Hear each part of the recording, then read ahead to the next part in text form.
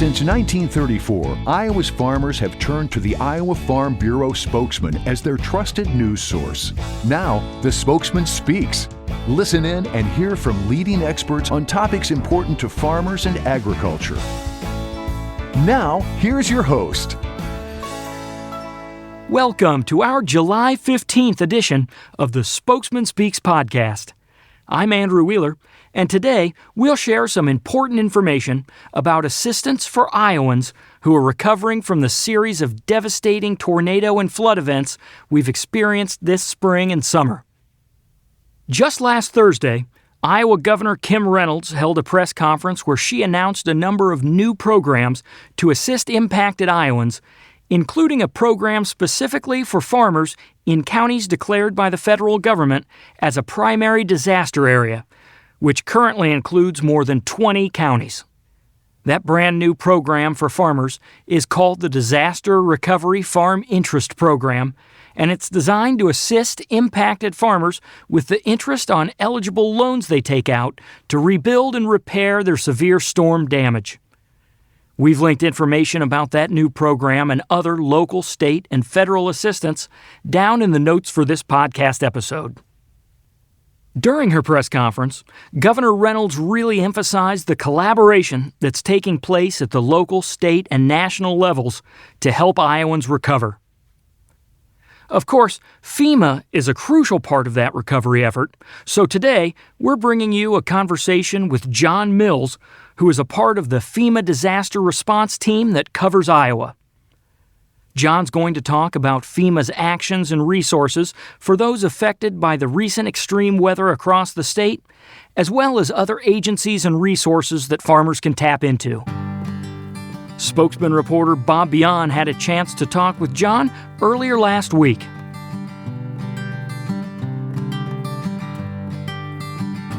We've seen several rounds of storms throughout Iowa this spring and early summer, damaging tornadoes, historic flooding. So it's great to visit with you about what FEMA and other organizations are bringing in disaster assistance to the Iowa ag community. How about we start with a little introduction about FEMA and its role in disaster recovery in general?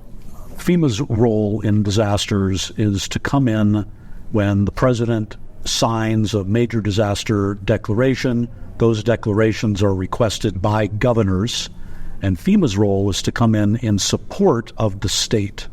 So we're not in charge, but we come in as a supporting agency and the lead federal coordinating agency under the state. So how about a little bit about your background and role with FEMA? I'm on a FEMA disaster response team known as an Incident Management Assistance Team, and we're based in Missouri, which is in FEMA Region 7, and Iowa is part of that region. We deploy within that region, which includes Iowa, Kansas, Missouri, and Nebraska. We also deploy anywhere. So, for example, our team was first on the ground in Maui last August 2023 because of the wildfires there, and we've responded to hurricanes on the Gulf Coast and a wide variety of disasters, which gives us a variety of experiences. So when we do deploy within our region, such as here in Iowa, we can bring those experiences to bear to help survivors as best we can. How long have you been with FEMA? I've been full-time for about 10 years. In your current role? And right now I'm the External Affairs Officer on that response team, meaning I'm in charge of public messaging and doing some other things in coordination with our operations section, logistics, planning sections that help build out offices and a fuller response, which could potentially be hundreds of federal responders involved. We're kind of first on the ground to help get that organized. Here in Iowa, I'm in charge of our public messaging efforts that go to congressional offices, local elected officials, emergency managers, the media, and the general public. So with the damage and destruction in Iowa, what has FEMA been doing to aid victims here? FEMA is primarily focused on people who've been directly affected by tornadoes, strong winds, flooding, and general bad weather that has led to 3 major disaster declarations for damage that occurred in late April and in May and in June. So it's really been quite the disaster season here. We also responded to a major disaster in Nebraska, which also took place in late April. So we're helping people who have had damage to their primary residence get money for losses not covered by insurance. And that can apply to people in the agriculture business as well, farmers, ranchers, producers, in addition to those not associated with that. But we're primarily looking at people whose primary residence was severely impacted. But we also coordinate with organizations like USDA, Small Business Administration, and others who are part of the federal family responding to disasters. So maybe you came in April, May, and with the initial disasters, and how long do you think you'll be planning to stay? There's going to be some long-term recovery challenges with as many disasters as have happened. So for the first major disaster declaration that took place because of those late April storms, Minden was really the hardest hit area, but then you also had a number of other counties involved. So Harrison County, Shelby County, in addition to Pottawatomie, Polk County had the damage that happened in the Pleasant Hill area. Then you had the May storms of May 20th and 21st, known as the Greenfield tornado, but not just Greenfield and Adair County, but a number of other counties, including Polk County, once again. And then we had the severe northwest Iowa flooding, where the water rose 4 and 5 feet above record flood stage in those areas. So we're working on all of those. So if you really look at the hardest hit areas of Minden, Greenfield, and then places like Spencer, Rock Valley, and Haywarden in northwest Iowa, those are some of the main areas of focus, and some of the areas, maybe not all, but some of the areas with the greatest recovery challenges ahead of them. So you might be around for a little while. FEMA will be working in coordination with the state for some time to come. We have different types of staff who come in at different stages of the event. So right now, for example, northwest Iowa is still very heavily in response mode and beginning recovery, whereas some of the areas that were hit earlier in the spring are well into their recovery phase. So we'll have different people who will come in and work at those different stages, but we'll be in support of the state really every step of the way until the state indicates we're not needed as much or any longer. Side note, I'm originally from Shelby County, so the tornado that went through there from Minden, I know the whole area. Just total destruction of homes, and yeah. We were invited by the governor to come along. Yeah. And so we did meet in coordination with her, with some people from the area in Shelby County and some of the other locations where we were invited to go along, and some of the agricultural impacts in particular in Shelby and Harrison we were told about sounded pretty devastating, such as people with well over $1 million in damage just at one location, mostly agricultural related, not necessarily their primary residence. But we're interested in hearing about those impacts, so we have a good idea of what it's going to take for a community to recover, so we can support the state with the requests we might get. Well, let's talk a little bit about the Agriculture Recovery Center program. One-day events, sort of a resource fair with agencies available to assist victims, specifically agriculture related. You've had a few of those across the state. Maybe you're going to have a few more. Tell us a little bit about that. We're realizing that there may be gaps with respect to getting information out to people who've been impacted. That's why we said yes to the state's request to try this concept here in Iowa. So agriculture recovery centers are one-day events. They've been going for 8 hours in a single day. We work in coordination there with the USDA, the Iowa Insurance Division, pork producers, Iowa corn, Iowa soybean, cattlemen, and so forth, to make sure that people who are farmers, ranchers, producers have a place where they can go to get some information about the available programs that may be brought to bear. FEMA may be able to provide some assistance if you've had damage to your primary residence. The Small Business Administration works with us and provides disaster loans, not only to businesses, but also homeowners and renters who've been affected. And then USDA has a wide variety of programs that are really shared every day here in Iowa, and I think they have 100 offices in Iowa providing information. I think some of what we've found is that there's really concerns about insurance gaps, and whether that's for people involved in agribusiness or whether that's homeowners or both. Timeliness of insurance payments have been raised as concerns when we were visiting with Governor Reynolds in various parts of the state, meeting with people who've been affected. And some of the programs may only provide loans.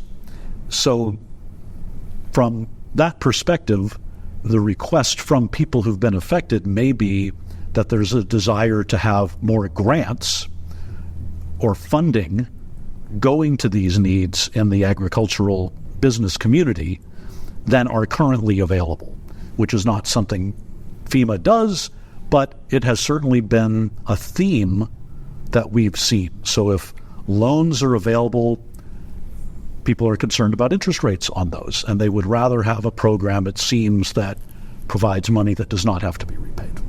So it was interesting when I traveled to Pottawatomie County for the Ag Recovery event there. We talked about how farmers traditionally don't seek assistance. They don't think they need it. They handle it all on themselves. So what is FEMA doing to encourage the ag community to participate and reach out for help? When we provide messaging and announce these agriculture recovery centers, they're shared pretty widely. Not only do we tell the media, we let all the congressional offices know. We also communicate with emergency managers at the county level and then local elected officials in the area and encourage them to share the information.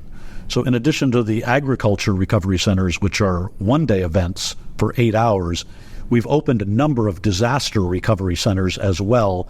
Those are open for a longer period of time and can also provide information, in particular for people who've had damage to their home or damage to their business or both. So we have several of those still open right now, especially in the hardest hit areas like Northwest Iowa, Greenfield, and other communities. Are there deadlines for applying for assistance after a natural disaster, and what makes a farmer eligible? Depending on what your needs are, the eligibility requirements may vary and deadlines may vary.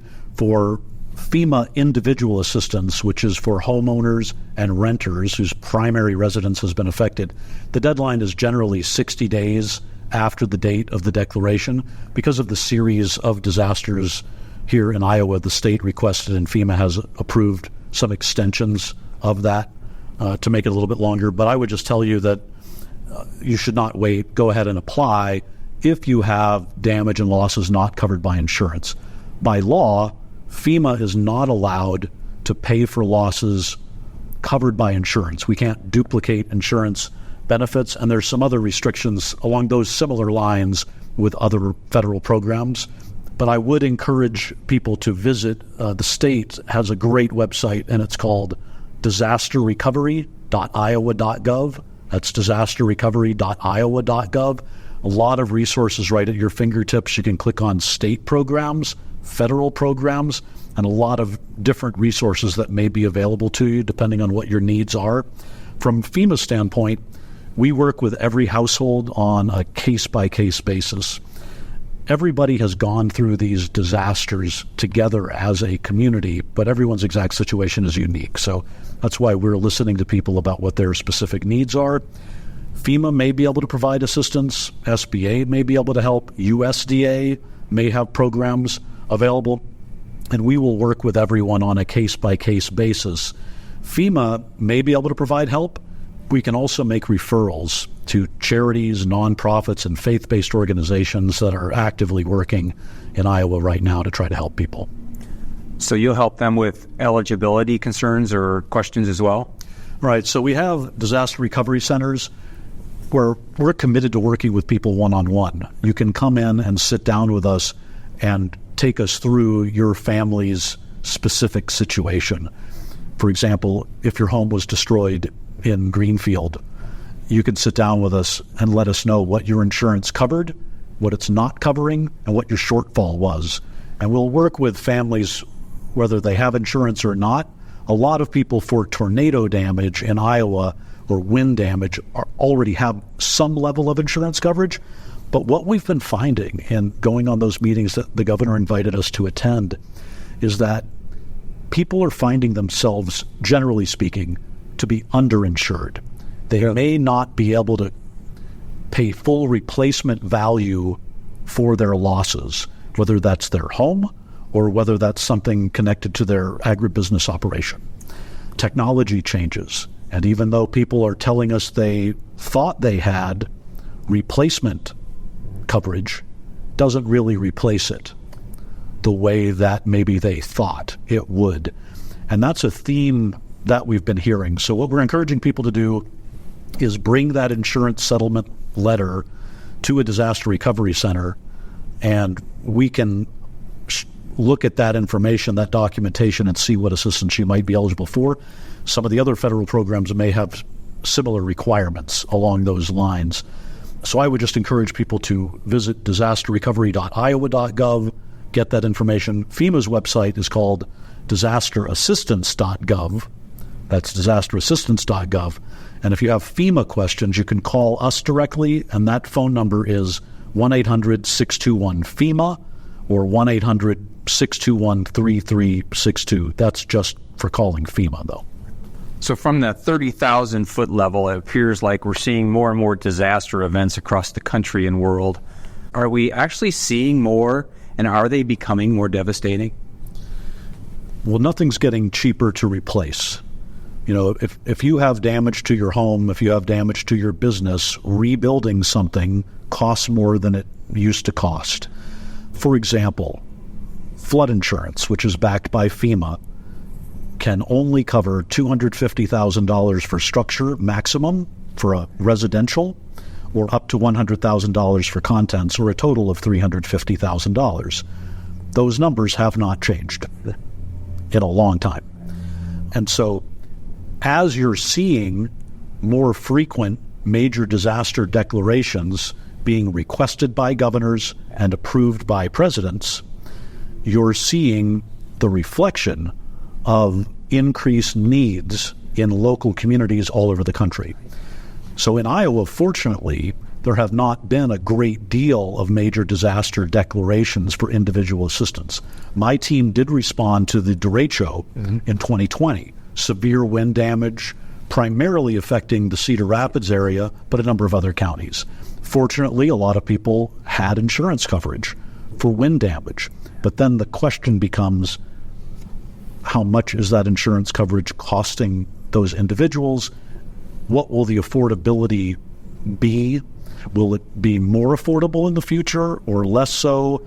And what challenges may we face as a nation because of the potential for increasing disasters, challenges with getting insurance coverage for some of the more common hazards like tornadoes, like wildfires, like floods, and what's available there in terms of getting coverage so that you feel prepared as a homeowner, as a business owner, as a farmer, rancher, or producer. So definitely something somebody should be looking at now in case there's a disaster down the road. It's a common theme that we see around the country, regardless of where you are, whether you're in a rural community where primary industries may be agricultural, or even whether you're in a city where there aren't a lot of agricultural businesses, but they sure consume a lot of products of agricultural businesses, don't they? So we're seeing that all over the place as a common theme, and it really is something that you're seeing in the media around the country. So you touched on this a little bit. What would you tell an Iowa farmer right now who's picking up the pieces from these recent events, whether it be flooding or tornado or wind? Where can they turn? Where should they turn? I think one thing that we've seen here that's very effective is just word of mouth. And if you know about a program yourself, maybe you've taken advantage of a USDA FSA program, let your neighbors know about that. If you identify a shortfall in your community, work with your county emergency manager to make sure that word is getting out. Make sure you're working with your local elected officials. You can visit disasterrecovery.iowa.gov, which has a lot of resources on there.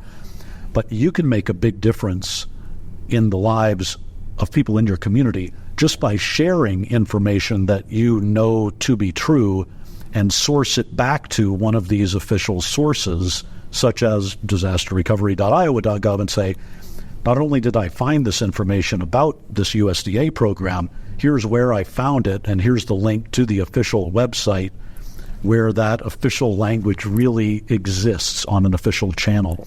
And go with those trusted sources, and that's going to be a good place for you to get timely and accurate information for yourself and for your neighbors. We talked a little bit about agricultural recovery centers. There might be a couple more planned. You also mentioned some other disaster recovery areas in northwest Iowa. If a farmer wanted to go find one of those and attend one of those places or participate, where would they find those? I'll give you some locations right now that are just as of today. I'll just start out with Greenfield in Adair County. That's at Nottoway Valley Elementary School. That's open still 6 days a week from 8 a.m. to 6 p.m. And then in northwest Iowa, in Spencer, we have a location at the Clay County Regional Events Center. In Rock Valley at the City Park Shelter House. In Estherville in Emmett County, we have one open at St. Patrick's Church Gym. And in Rock Rapids in Lyon County at the Forster Community Center in Rock Rapids. And that's just now getting open, and it's open until further notice, 8 to 6 every day. So those hours and times are all subject to change based on community needs, and we work with the state and local emergency management to decide how long those need to be open and when they can begin reducing hours and eventually closing. But right now, that's what's open. So, and finally, any advice for farmers going forward to prepare for future natural disasters? We're maybe seeing some more here. The costs have gone up. Advice for farmers, we've got to prepare for future events. I think there's good preparedness information available on one of our websites that's called ready.gov. So just ready.gov. Go to ready.gov. They'll take you through a variety of disaster scenarios. It's important to have a family communication plan. Do you have family outside of the area who can be a point of contact for everyone if disaster does strike your area? Very frequently, you'll just want to have a plan for what happens if you can't use your cell phone. What happens if the main road or the main two roads that you use to access your property or access town are washed out or flooded for a temporary period of time? What's your plan for that? And the website will help you do some of that. And then I would definitely make good contact, as I'm sure many people in this audience do, with the local USDA Farm Service Agency office in your area. Let them know that you're there, and let them know that you're interested in updates. And be sure to be specific about what your needs are that will best meet the needs of you and your community going forward, because none of us want this to be static. We want to continue to get better and listen to the local community and listen to our states in the United States about how can we do this better in the future? How can we prepare for disasters, and how can we help people during and after disasters? So that's something we're working on all the time, especially in communities where we know great trauma has been faced and people need a helping hand to begin their recovery and continue and progress through their recovery so that communities recover.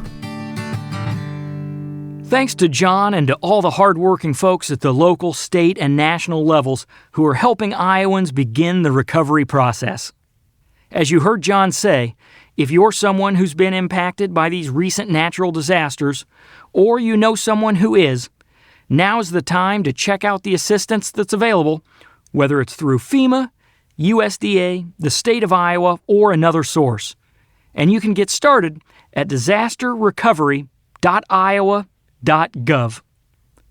That disaster recovery site also includes opportunities for the rest of us to chip in with details on how to volunteer or donate. The Iowa Farm Bureau has donated $25,000 to support Iowans impacted by tornadoes and flooding this year. It's going to take a team effort to help out our friends in need, so please check out disasterrecovery.iowa.gov and see how you can help. We've linked that website, along with the resources John just mentioned in his interview, and information about the new Disaster Recovery Farm Interest Program through the state of Iowa, down in the notes for this episode.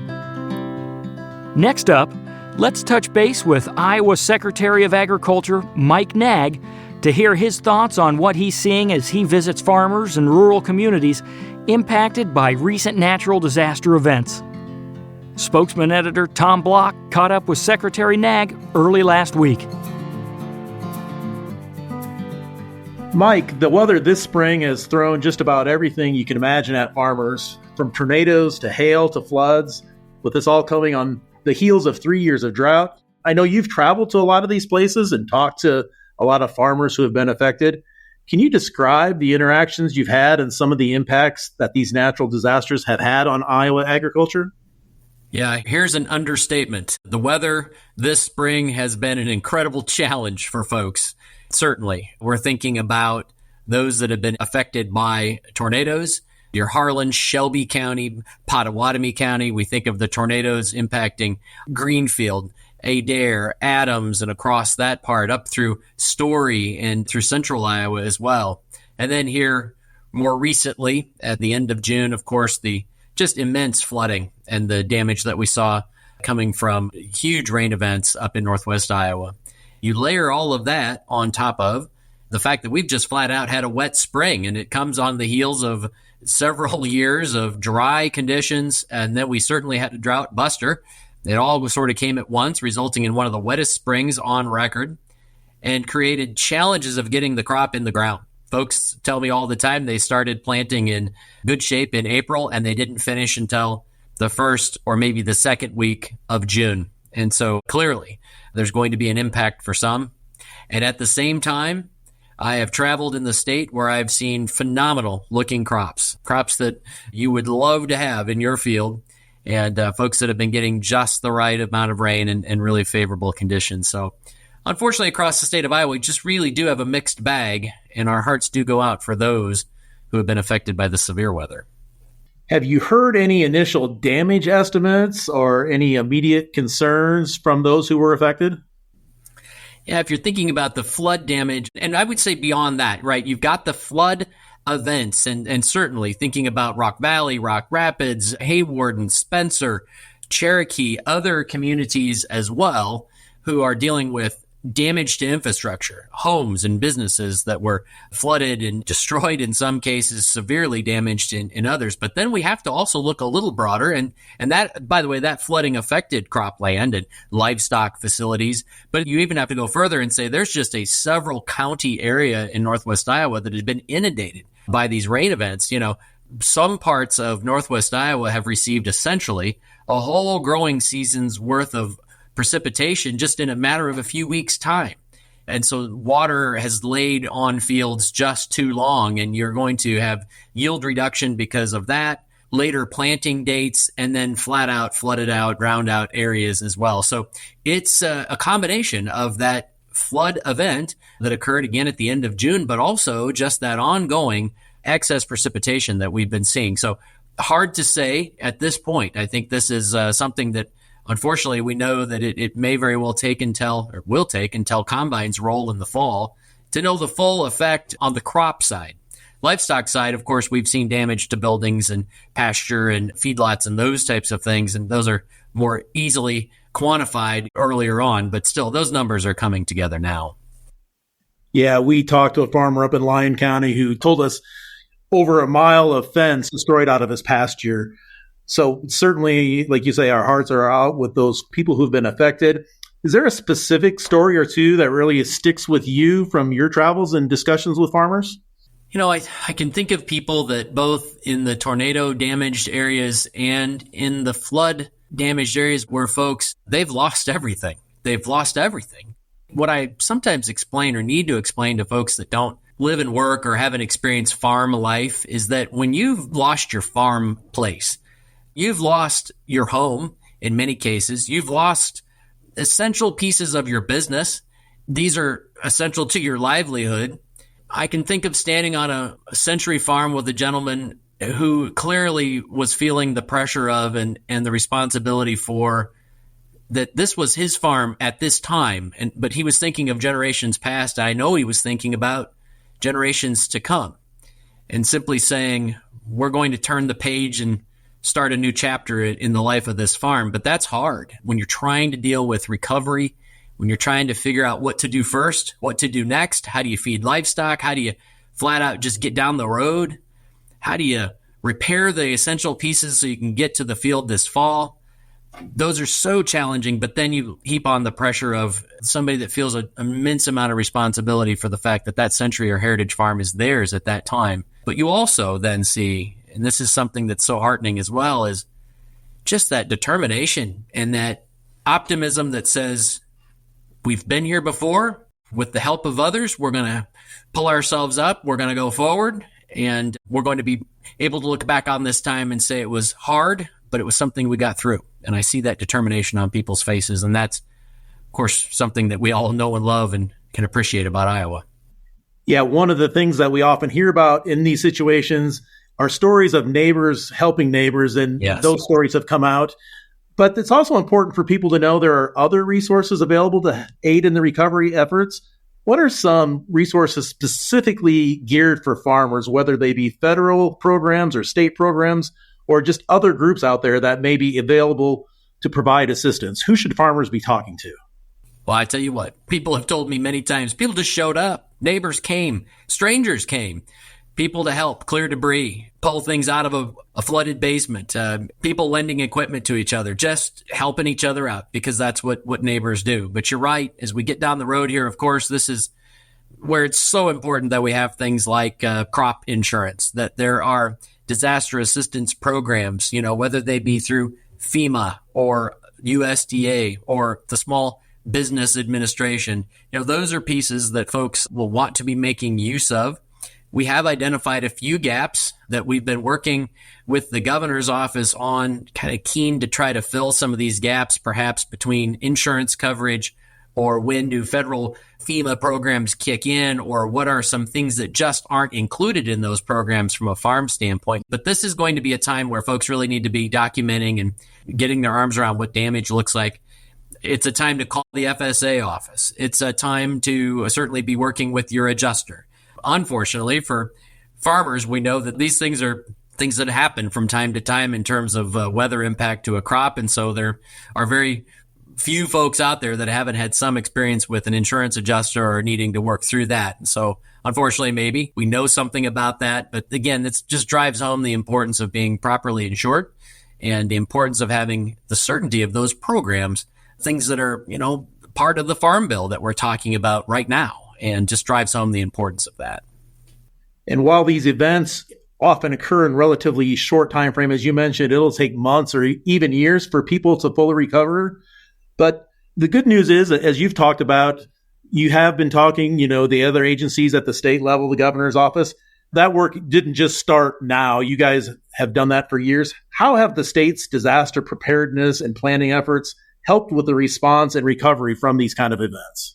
Well, that's right. You don't just wake up on the morning of an event and say, well, now we ought to get after this. We take this to heart here at the Department of Ag, is specifically related to foreign animal diseases, right? If you're planning on the first day of the event, you're behind the eight ball significantly. And I know that happens across the state. I want to commend the Governor Reynolds and her team, Homeland Security, DOT, the DNR, Health and Human Services, for all the work that they're doing to support local communities and folks that are affected.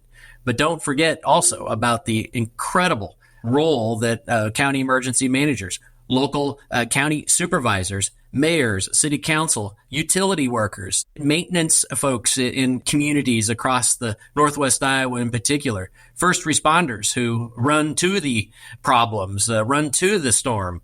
It is incredible what it takes and the planning that it takes. And again, you don't do that after the fact, you do it in advance. And I think that is an important lesson to learn. So, and of course, that's the other piece. Shame on us collectively if we don't look at these situations in the aftermath and say, what could have gone better?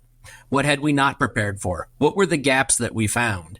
That's a healthy thing. I always say, if you learn that something was a problem and you don't do anything about it, then that's a problem. You ought to be held accountable for that. But when leaders look at gaps and figure out that things can be done better, well, then the next time around, things are just that much better prepared. So I do just want to commend everyone locally who has absolutely been working day and night, here for the last several weeks on this response. It is going to take a significant amount of time. The other piece that I keep hearing about from farmers in particular is just the challenge of roads that have been compromised, bridges that have been compromised, roads that have been undercut. Simply getting feed to facilities or getting animals to market has been very challenging. Folks having to drive east to get west, north to get south. Those are things that are really challenging folks today on the ground. And again, rebuilding roads doesn't happen quickly, but it's something that is moving as fast as it can possibly move. But that has been a real challenge on the ground. As you mentioned, your office will continue to monitor these situations.